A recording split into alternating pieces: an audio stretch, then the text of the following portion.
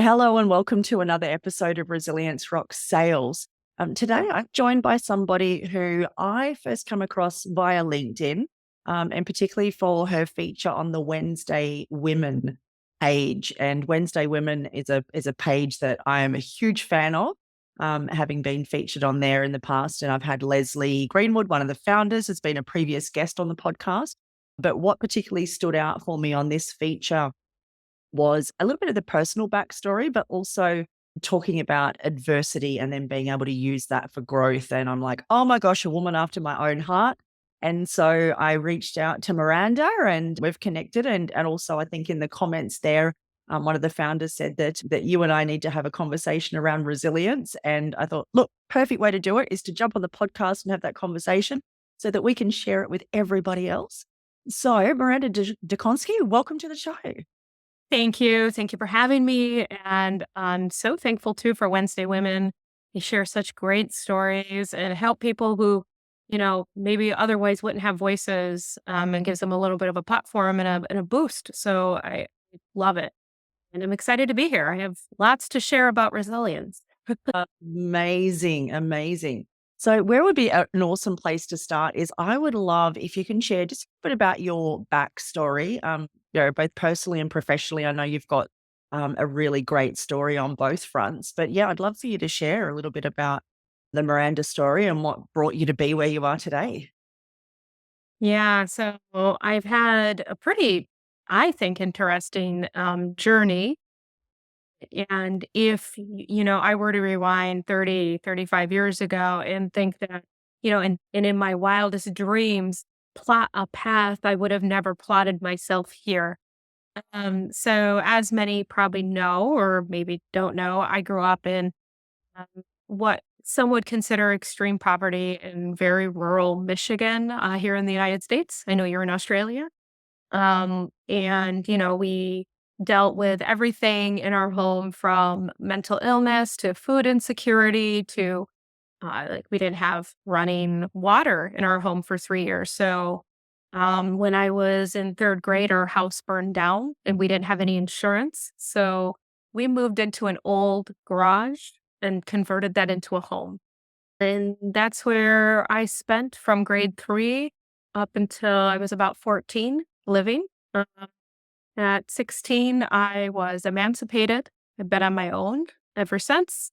Got married super young, had my son super young, got divorced, as the statistics go, um, and ended up really, choosing some harder paths. But I wouldn't change it because it's taught me so much. I'm scrappy, able to, quite frankly, think quick on the fly and deal with very stressful situations, mostly with ease, sometimes with chocolate, but mostly with ease. Um, and, a little bit more about that journey. Um, I've worked in factories in rural Michigan as well. I ran a screw gun building refrigerators at Frigidaire. I've done, food manufacturing. I worked at a printing press, doing 12-hour shifts at night where we would print newspapers. And I was little, so they would put me in these giant machines with a scraper and I'd scrape ink, getting the rollers ready. I got really lucky and landed a customer service role at Amway in Michigan. That's where I really discovered that I liked talking to people, and I also liked working in an office.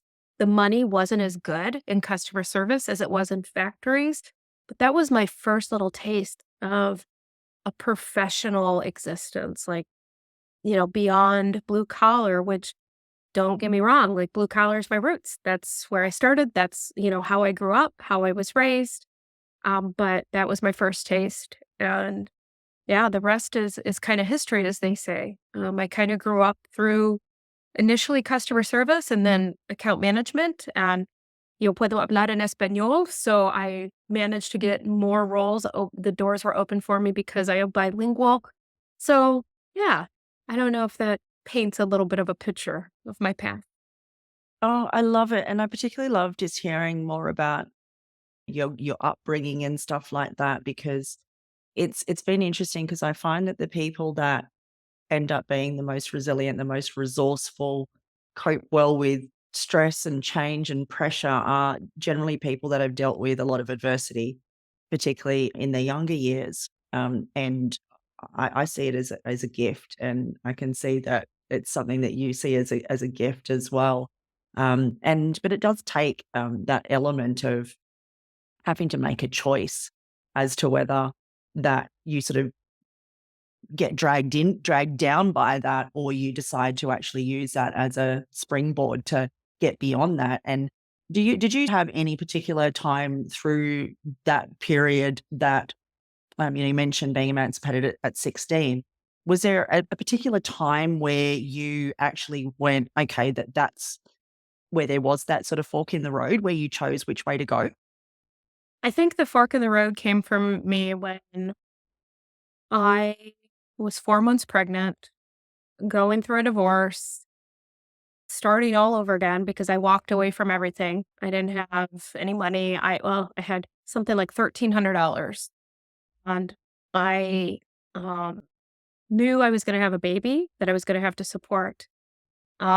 So the fork in the road really for me was looking at that little baby when I had him, realizing I didn't want to be on, government benefits, raising a child. I wanted to offer him something more. And I went and I got a full-time job doing, of course, customer service work, which was what I knew, but also enrolled myself in night classes to get my degree. And it was hard. Don't get me wrong. It took me almost 6 years to get a 4-year degree because, I was a single mom with a kid. But that was really when you have a life changing event, like you have a little human, that was really the precipice for me of what do I want for him? And I also always have had this belief in myself that I can do anything. And that comes from my grandma way back when. My grandma passed away when I was 14, but my grandma, despite all, the hardship that I was going through in my home, my grandma, who I didn't live with, was always in my head telling me, or in my ear telling me, like, you can do anything you put your mind to. There's nothing you can't tackle. She would also tell me stuff like, don't ever rely upon a man for money, have your own money. She was born in 1906, so she lived quite the life and she was a very strong woman. So I had that foundation and that belief in myself, which also helped catapult and push me at the fork in the right direction. Kind of funny to think about it now. My son is 23 years old. This was forever ago, like a completely different world ago. So crazy. It is, isn't it, sometimes how you look back on time, and sometimes things feel like they're a lifetime ago, and sometimes things feel like they're yesterday that were a lifetime ago. And it's, like I say, sometimes the space-time continuum is messed up sometimes, isn't it? But Really is. I love that you had that your grandma was just such a powerful influence in your world, and especially from her era to be such a strong woman is remarkable, and I'm so glad that she was able to demonstrate that to you, and also too, I think I first heard it, Kim Kiyosaki say it, that a man is not a financial plan, and Yes. it's Yes. it's really one of those things, isn't it? Just to be, independent, but also then not so staunchly independent that you never allow someone in either, and I think that's such a fine line to have that foot in both worlds. Yeah, no, sorry, I agree with you. Yeah, interestingly enough, I've now been with my husband, my now husband, decade and a half, right? I had a big journey to be able to find him, and find myself to where I could be the person I wanted to be in a relationship. But I'm still crazy independent, and he's cool with it. Like he encourages it. Last year, I helped lead a company through 2 rounds of layoffs and went through a lot professionally speaking. I was going to be starting a new role, and he encouraged me. to do a solo trip to Japan and Korea and just go and navigate and figure out how to get around in a country where I don't speak the languages and they can't, there's, of course, there's lots of English, but the taxi drivers didn't read, English letters and didn't speak the language. So he knew that that would fuel my fire for my next role and just give me like a boost to my self confidence. Like that's the kind of human we do that for each other, right? That's the kind of human that I wish everybody had in their lives. So it just makes a world of difference, whether it's your significant other, your manager, your best friend, your mentor, your coach, like having those type of people in your world can give you that self-confidence boost and make a big difference between success and not success. That's awesome, and just to have someone that just goes, "Yep, just go out there and do that." And it's a huge part of resilience is the support that we have around us and having the people that are gonna be our cheerleaders, and I've heard it said once, the honesty barometers, and I think that's a good one too, because you don't want someone that's just gonna blindly be your cheerleader and inevitably sometime maybe lead you off a cliff because they're just going, "Yes, yes, yes, yes, yes, you can do it, you can do it." But Yeah. we saw you were heading for disaster, but we just wanted to be your cheerleader anyway. And Yes. Yes. I really like that. And to just, yeah, so people to be those, yeah, that to support and encourage and often it's, it sometimes it's also having people that see something in us before we see it ourselves. Yeah. And that's something that I think, look, I think for all of us that have been on these journeys where we've dealt with challenges and then been able to turn it into success, then those people have been super important. And what's been really interesting is, when I was on LinkedIn, I I absolutely loved reading the LinkedIn recommendations that people have left for you, and it just really, to me, it just stood out. Like I actually just felt this really great joy reading them because having a leader and a manager in your life that can be that person that can support and encourage, be that honesty barometer, encourage people to take on these challenges and work their way through it. And I just got such a deep sense reading those and just the depth of feeling that were in those recommendations. Like that just really stood out to me as the impact that you've had as a leader and a mentor in other people's lives just was really, really special. And I'd love to hear a little bit about like your philosophy as a leader and a manager, and particularly when it comes to resilience. Like, what does that look like for you? Oh my gosh. So this has been quite a journey for me. Um, Early in my journey into management and leadership, and I believe there are two very different things, right? You can be a manager, not a leader, and a leader, not a manager. Um, I was so obsessed with perfection and knowing every little thing that was going on in my org. And, um, you know, I'm a very type A ESTJ operations brain. I actually have worked with an executive coach, and it's been a journey to be able to get to a happy balance. And I'm not perfect, to be clear, I'm not perfect. And I think that's okay. And I show my team too that I'm not perfect. I am a human. I make mistakes. But it has been quite the journey of going from what I would consider borderline to straight up micromanaging to this happy balance of empowering, giving people, a direction, but not a directive, helping people see the strengths within themselves. Recently I have a team member who built out a full text system by themselves, right? Like they'd never done that before. And, all I did was point them in certain directions and just let them fly and they killed it. So I'm trying to remember what the question was, but my overarching strategy depends and who the human is, what they need, what their goals are. I'm also incredibly direct. So I think ambiguity is just terrible when you're working with your manager or you're working in a company.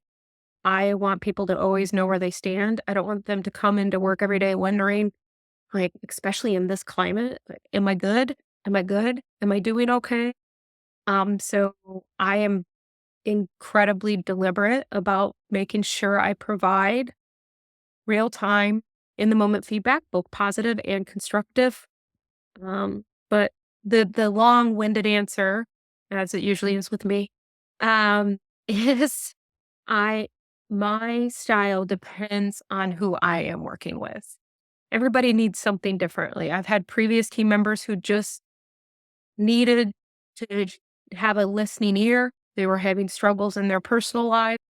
I made myself available for that, and it helped them to be able to focus when they needed to focus and work. And I've had team members who are like, not share anything with me. Like, I knew nothing about their personal lives, but had a really strong professional bond, and that's okay too. Like, whatever it is that people need. That's great, and again, it's being adaptable, isn't it? And Yeah. because you can't just treat everybody exactly the same and expect that you're gonna get the outcome. And I like, as you said, about being direct because, yeah, ambiguity and vagueness just creates a mess. And and I love it was one of my previous guests, Michael Nitschke, he introduced me to the saying is to be clear is to be kind.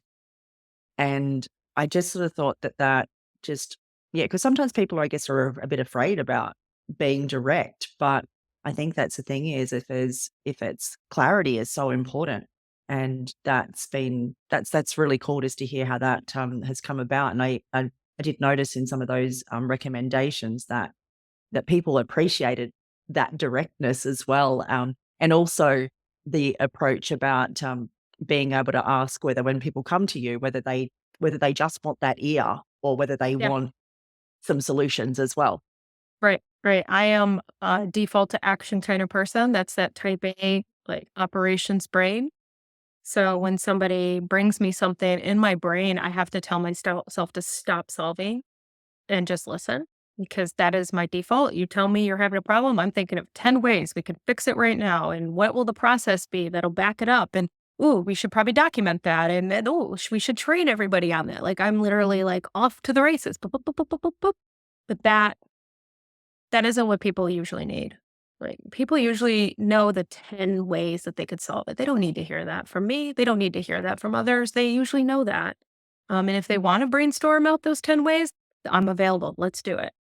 Um, but I will say too, the flip side is, if you do have individuals that are struggling to do that brainstorm, I'm also there to, like, identify if there is a struggle that's happening, and then let's get on and like, let's noodle together. And I will ask the right probing questions to try to help them surface things on their own, because that helps build confidence and self-esteem and all of that good stuff. Nobody wants a manager who's just spitting out to them how to do everything. I mean, in the moment, it feels easy. You're like, yes, okay, I will go do that. I will do one, two, three, four, five, six. But then what you are creating is individuals that are reliant upon you in all the wrong ways. Yeah, that's such a good point because again, you don't want to create that dependency because then you become the bottleneck at that time too, isn't it? Yep. Yep. Yeah. And it creates like a sense of like confusion of, what can I make a decision on my own with? What do I need to, you know, get approval from? Can I create this? It's just becomes a mess, especially when I work in early stage startups, and mm, we generally have to move pretty quick. And I notice that you have worked in a lot of startups. So what is it that you find most attractive about working in startup? The pace, the you're able to get your hands dirty and create. You can feel the impact of what you're doing relatively quickly. Um, yeah, I think that's I mean, the nutshell of it, right? I worked at a very large organization for 9 years. It was like 40 plus billion a year. Don't get me wrong, I learned a lot there. But it took a while to really feel the impact of anything you did. If you had a standard operating procedure in that company that needed to be updated, you had to submit a request to get piece of punctuation changed. In early to mid stage startups, you're building it on the fly, you're doing it together, the impact and the feel of the togetherness in the team, it's amazing. So, and also we all get swag. Just all the t-shirts I have. So, So what's been the most fun piece of swag you've gotten over the years? oh, well, of course I get all the t-shirts. I have one of the original Zendesk Buddha cups in my this is a closet, by the way. It's a mirror. Oh, cool. Um, yeah, so my little shih tzu there.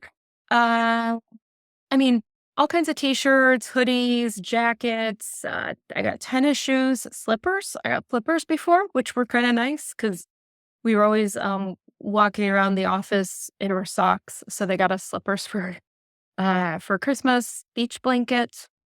I mean, you name it. Companies get pretty creative with their swag. I can't think of anything that was just like, oh my gosh, this is like the best swag ever. But I always appreciate some good swag. It is, and especially when it's something that's been well thought out is nice. It's, rather than just the 1,000 of the same thing. Because, yeah, you want people to get excited about it, and I know that was Yeah. something that Leslie talked about when she was talking about evangelism and, trying to find that thing that then people would just get excited about and then share and talk about as well, rather than, I guess, people go to the conferences, you go to the expo hall and you go around and You collect the walk stuff. away with 20 ink pens and Oh, yeah. look, my boyfriend loves that stuff, though. He actually and he's like, because he's usually an exhibitor at a conference, and then his whole favorite thing is to go around and then come back with this suitcase full of stuff. This I used to pride myself on being the ninja. I could go up and get the free stuff, get it in a bag without getting my badge scanned, and I would take it back to the office and everybody would rifle through it and get all the free stuff. But my favorite stories are when the companies I start working for are so small, and you nobody knows your name, and then you fast forward a year or two, and you start getting traction, and people know your name. Like that happened at Lending Club. We became like a big name in the U.S. It was peer to peer lending, and we had a unicorn IPO, and I would have like my Lending Club shirt on. People like, I know Lending Club. Oh my gosh. And that happened with HelloSign as well. We had a cult like following with other tech startups. So you wear my HelloSign t-shirt on the train on the way to work. And, I would hear very frequently, I love HelloSign. It's so much better than DocuSign. So, little things like that. It was a lot of fun.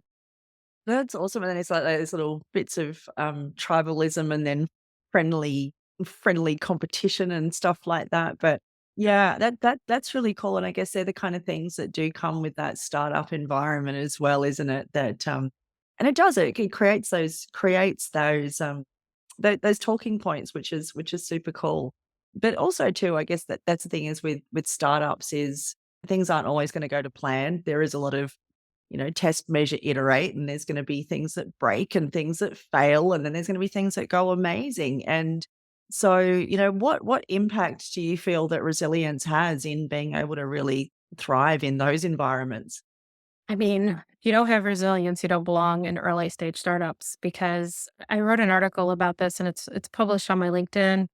Um, and it's like, pretty much walking through some of the things that need to be true for you to be able to make that move from being in a big company to a startup environment. And one of the things I call out is just grit and being able to flex and move. And that takes resilience. So just imagine you've been working on a feature in the product for, 3 months.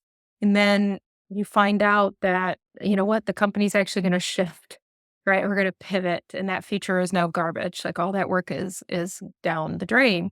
Or you are going to change the customer base that you're going to target and it's going to require different skills or a different motion. Those are real things that happen in tech startups. You lose your biggest customer. So you have to figure out where you're going to generate more revenue to keep the lights on. Um, and all of these things require resilience. So I won't lie and say I don't like stability. I love stability. I actually feel like when I join these companies, that's what I'm working towards is finding a way to take all that gray matter area and define it. Um, and create some semblance of stability, some semblance of predictability. But there's always going to be way more greater matter area than there is things defined. And that's where the resilience comes in. And is there anything specific that you do personally and also as a leader with your team to actually nurture and build that resilience in you and the people around you? I This is the age old debate of is resilience learned?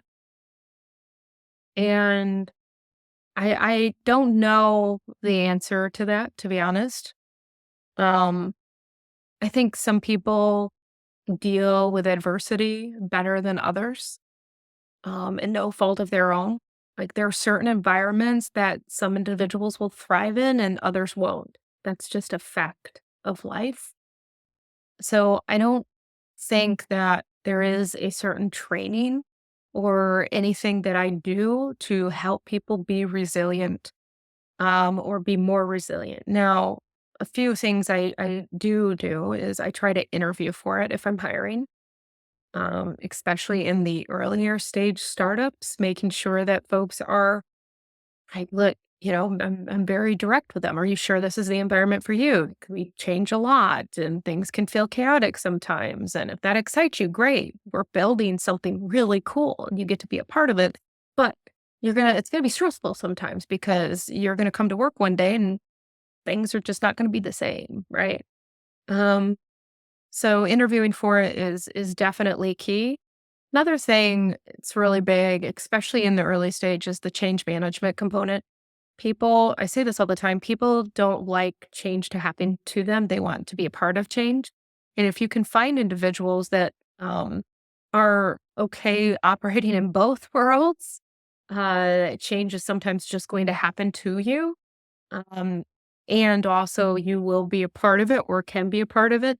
That's good. But most people function better in the you're part of it, not it's happening to you. So I always try to think through change management and really kind of sprinkle in change so people get used to it before it comes. My former sales partner at Swiftly, Paul, hello, Paul, if you're listening, he called it like the call before the call. He even wrote an article about it. It's called The Call Before the Call. And it's really like getting people thinking about changes or thinking about any adversity that could be coming up before it happens so they can feel like they're part of it and it's not just like boom today we're doing this, you know.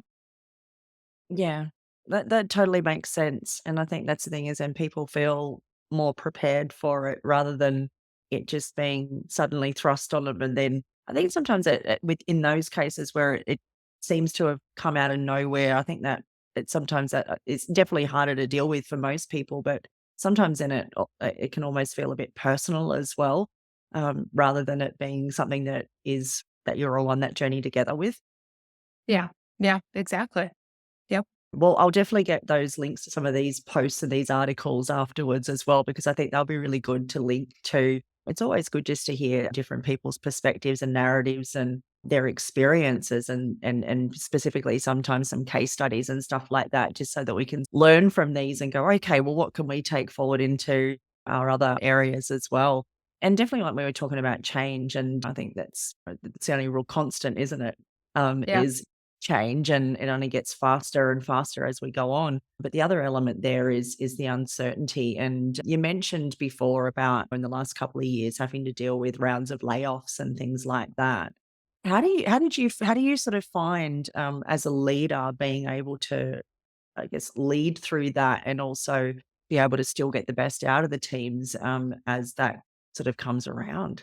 It's so hard. It really is. So um I learned so much about myself, and so much about just humans in general doing layoffs, and they weren't a small amount of layoffs. Like this company went from being probably close to 70 people to under 20. Um, And it was in 2 strikes, right? Like, round 1 and then round 2. Um, I look back on it, and I should have went deeper the first time, because when you have to do something twice like that, you lose a lot of trust from the team. The first go round, I tried, with the team, to do it kind of behind the scenes. We knew, the 15 people that we were going to lay off, and we were trying to do it first thing in the morning before it got out to the entire company, and then pull the entire company and have the conversation that we just did this. Um, and I think that was a bit of a mistake. So it created a bit of distrust and, stress and anxiety, and quite frankly, people were very distracted afterwards, because they were worried about that themselves, like, as anyone would be. People have bills to pay, they have families to support. Um, so the second time around, we pulled a company meeting together in advance and let people know, like, look, this is going to happen. We're not in a good place. And, we're going to do our best to take care of people and help them land in, their next role. Which, it's funny, your LinkedIn message to me, you asked me what was one good thing that had happened this week. And I'm like, I helped, one of my former team members get, 2 job offers. And it was from those layoffs that happened. Um, but people are more resilient than they realize. But leaders have to treat their teams like adults. I know there's always this concern that, you know, if you over communicate, I get the balancing out with the company risk and the laws and stuff like that. Like, yes, take care of that, do that right. But people are always worried that if you over communicate, you're going to create unnecessary stress, or you're going to create greater attrition. Or, you know what? If you don't over communicate, it's 10 times worse. It's 10 times worse. People are adults, and most tech startup people have options in the company, so they're part owners. Mm. So that is literally my biggest, I think, learning from that. Well, there was a lot more, right? But, like, in regards to humans, and it was a very difficult time, for everybody involved. And I can imagine, as you said, like being in the startup and people having options and stuff like that, people are so personally invested Yeah, as exactly. well. Even if they don't have options, most people are personally invested, especially companies this size, right? Some people, it's just a job, but a lot of people, it's more than that. A lot of people, it's, the impact that they're making, or they feel like, what they're doing really matters. Like, it's deeper than just a paycheck for a lot of people. And leaders have to understand that it is deeper than just a paycheck. And if you start looking at things through that lens, it will change how you behave as a leader. Definitely some good takeaways there. And look, just considering the continuing economic uncertainty and things like that, this stuff's going to become more and more and more of an issue. So yeah, I definitely recommend that leaders have a listen to that. And I know that you've definitely shared a lot of good posts and stuff like that about uncertainty and things like that too. So I guess that's the thing is, Arca, we're wired to crave certainty, but it's so hard to find. And I think that's the thing is, I think if people can try and find certainty in some areas of their life, then I guess that gives that little bit of a sense of control that we like. And I think that sometimes is where our lives outside of work come in. And so what sort of stuff do you do for fun, to keep fit, any of those type of things? What are your sort of outside of work things where you like to spend time? Yeah. So one, I had a well, of course, I love my animals. So I'm a fur mom to 2 cute little rescue Shih Tzus. But I had a really rough time between 2021 up until current, because I broke my left foot twice. And then, actually, yeah, I broke my left foot twice, and then I broke this wrist.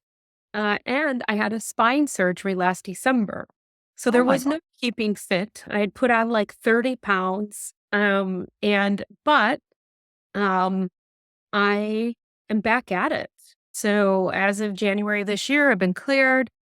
I am up hiking. I'm riding my mountain bike. I'm all over. I've lost loads of weight this year and it feels good. I'm starting to feel like myself again.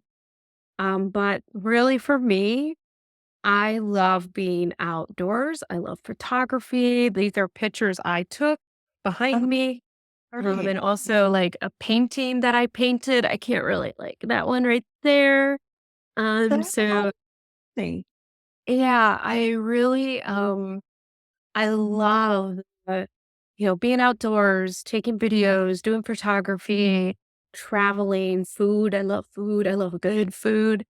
Exploring unknown areas. Last week, I went to the East Coast for work, but I took a day off and went and visited a friend. And I ended up driving through a total of 10 states last week. Five of them were new. Five of them I'd never seen Rhode Island. I'd never seen New Hampshire or Vermont. And they were just such beautiful, beautiful areas. But that's the stuff that feeds my soul on top of just spending time with my husband, my son, my two fur babies, and my brother, my nephew, and all of those individuals. But that's what I do. Yeah. Wow, and just to have all of those challenges, like, my gosh, like, even one of those things, like, a surgery, a broken wrist, a broken foot, any of those things individually, but to have all of those things happen over the course we're 4 looking at, years.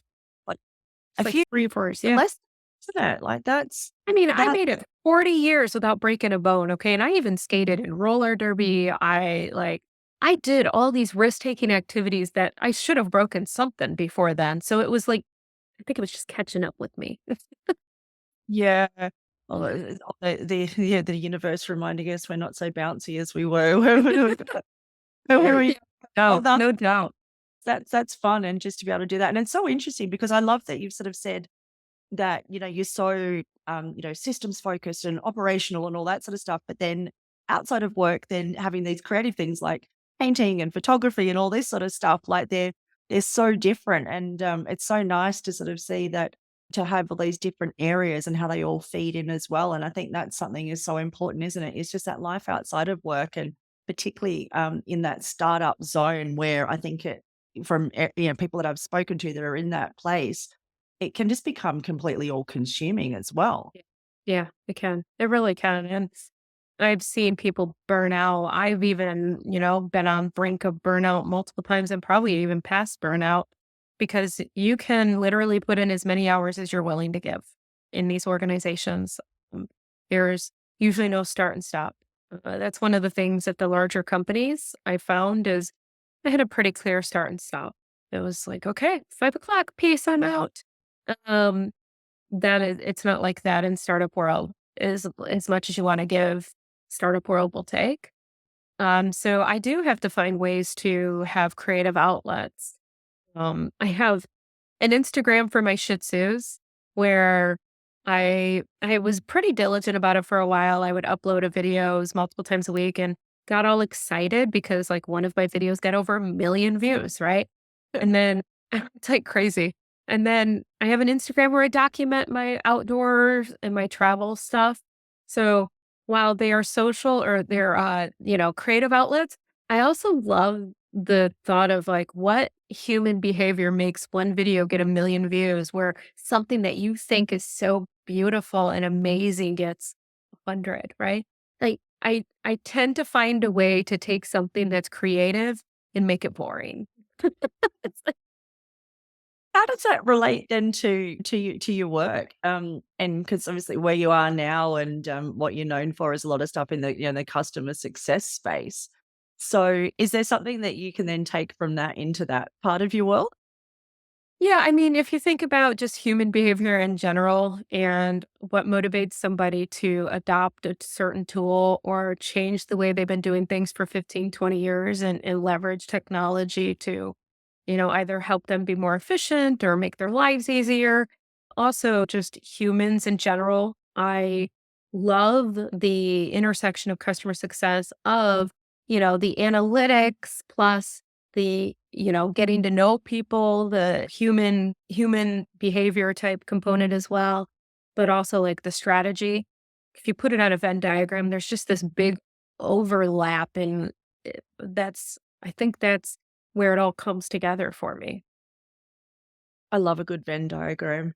And it's something that I've spoken to a few of my coaching clients about as well. And especially when they've got such unique all of these individual things, I'm like, I want to see the Venn diagram of you. I want to see all of these different things. And then I want to see what's this little bit in the middle, or where are these little overlaps, just to remind people of just how important all of those little individual components are of their worlds, but also what makes them just so unique in personally and professionally, and getting them to just go, yeah, there is something really different and special about what I do, but then being able to find not just that bit right in the middle, but at times just those little overlapping things. So I think, yeah, I think that's the thing is for those of us that are so visual, the old Venn diagrams are so awesome. I think it's really funny though too, um, that, we in professional worlds, we tend to put people in certain boxes, like CFO. I think if you say CFO, everybody immediately comes up with the persona of a typical CFO and what that CFO probably acts like, how they show up. Um, and the same with like, a head of sales or a head of CS. Like we'll put them in these buckets and these boxes and these stereotypes. Um, and I think everyone, if you dig a little bit and just go a layer or two deeper, you're going to find that nothing is usually as straightforward as it seems. People are very nuanced. They have multiple sides, and that doesn't make, you know, it make them um, any less so who they are professionally. It's just I think it's just so much more nuanced than what we all think, if that makes sense. Yeah. I I know, like, one of my former CFOs, very black or white, numbers driven, but you get them on the phone and they would chit chat with you for hours. Incredibly extroverted. Um, but in a business aspect, not so much. So it's just, that's my weird way of just telling people, like, dig a layer or two deeper if you can. Get to know people a little bit beyond their title, and don't put people in a box. Don't stereotype them, because you never know what you're going to miss out on. And also with digging those little bit layers deeper as well, I think there's a couple of things as a leader that are super important. It's getting to understand what motivates and inspires people as well. And as you said, each person that you work with is different. So being able to tap into some of those things, but also being able to have that benchmark of or a baseline of where people are at, and then being able to actually sort of see probably even before they even will talk about it when there's something that's not quite right as well. And have you found that that's been helpful too? Yeah, absolutely.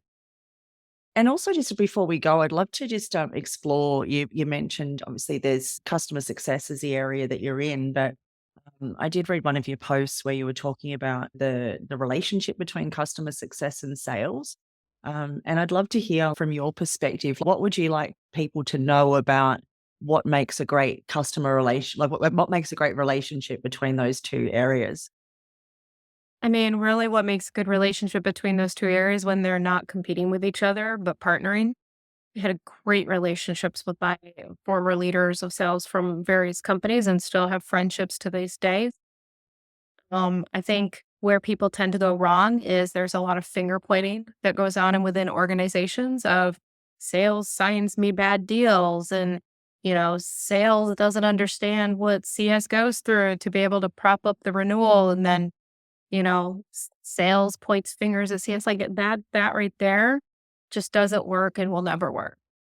So it's important that leaders of these two functions have their arms linked so tightly together, that it shows their teams that they're very aligned with the overarching goals of the organization, of the customers, and ultimately of their team members. And I think that's crucial. That's awesome to for people to, and that happens a lot though, isn't it? Whether it's whether it's marketing, whether it's sales, whether it's all these different departments. It's like, hang on, Always, guys, yeah. Always together. somebody's fault, right? Like sales isn't closing enough deals. Oh, marketing isn't giving me enough pipeline. Marketing, oh, I'm not getting enough new products from product and or I'm not getting enough references from CS or case studies. And look, all of these things are probably true. There's probably a lot of truth in there, but both things can be true at the same time where you can be missing some of that, but there's probably a bazillion other things contributing to what's going on. So Yeah, I think that's a lot to take away from that. And I've had this, I can't believe how time, how fast this time has gone. It's been such a wonderful conversation. I've really loved getting to know you personally and professionally. I'm really grateful for how much you've shared about your experience. It's been wonderful. I'm sure so many people are going to get a lot from this. And then there's just one more little aspect to the Resilience Rocks theme before we wrap up, music being a great way to build resilience and to be able to shift your energy in very short periods of time. So I would love to know, what's your go-to song if you needed to shift your energy, whether it's up, down, get grounded, whatever it is, what would be the song that you would pop on to play to shift that for you? it's really hard for me to pick one song because my favorite playlist that I have on Spotify has like 300 songs in it. And it's everything from like The Cars to Alice in Chains to Whitney Houston's like I wanna dance with somebody, like and Prince, like everything in between. I am a product of the '90s and really love all the '80s pop, '80s hair band, '90s grunge, '90s rock, right? So I wish I could tell you one song, but there is not one song. There's so many songs and I love, love, love, love, love music. So yeah. Oh, look, you're after my own heart. I was a teen in the 90s as well. So and grunge being a personal favorite. But yeah, like you, there's just so many elements to it. And but yeah, I've curated a playlist on Spotify called Resilience Rocks, and there's about 20 hours worth of stuff on there as well. So it's probably a little bit of a blend of all of those things as well. So for anyone that's looking for some inspiration, I'll pop the link to that below this. And also if you want to share the link to your favorite podcast, your favorite playlist as well, that would be cool, and I wouldn't mind checking it out as well. Music is just one of my favorite things. I would share it with you, but I put it on lockdown because some rando went in and added like a couple thousand random songs Oh, and I have no. to spend oodles of time cleaning it out. So it's locked down. I'm glad that music is such a good part of your world too. And for those who have enjoyed our conversation today and would like to connect, follow, reach out, have a conversation, what's the best way for people to do that? LinkedIn, LinkedIn all the way. That's I'm not a Twitter, Tweeter, X, whatever it's called these days. LinkedIn is generally where you'll find me. Awesome. Well, I'll make sure that there's a link to your LinkedIn profile wherever people are watching or listening to the podcast today. So thanks again for coming and having this conversation. It has been delightful, wonderful, insightful. And for our listeners today, our viewers today, until we meet on the next episode of Resilience Rocks Sales, be your best. Thanks for joining us again this week on Resilience Rocks Sales. Don't just listen though, take action. The best sales professionals are always learning. Head over to resiliencerocks.com now to go backstage and get the resources mentioned today to help rock your sales goals.